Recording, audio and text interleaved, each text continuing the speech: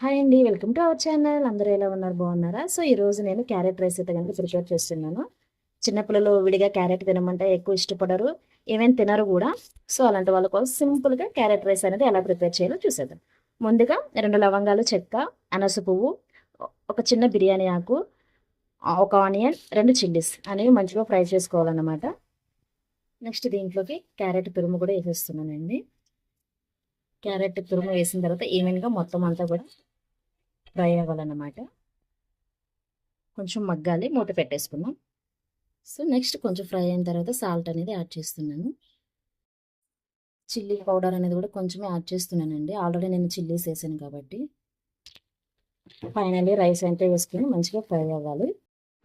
So finally carrot rice అయితే కనుక prepare అయిపోయిందనమాట. సో దీంట్లో కొంచెం కొరియండర్తో గార్నిష్ చేశానండి. సైడ్ డిష్గా కొంచెం కర్డ్ తీసుకున్నాను.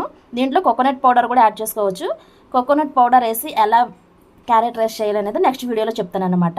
అప్పటి వరకు ఏబిఎస్ కంచెర్ల వ్లాగ్స్ని సబ్స్క్రైబ్ చేయని వాళ్ళు ఎవరైనా ఉంటే కనుక సబ్స్క్రైబ్ చేసుకోండి. మరిన్ని వ్లాగ్స్తో మీ ముందుకు వస్తాను. Bye bye friends. Please like and share and subscribe. Bye.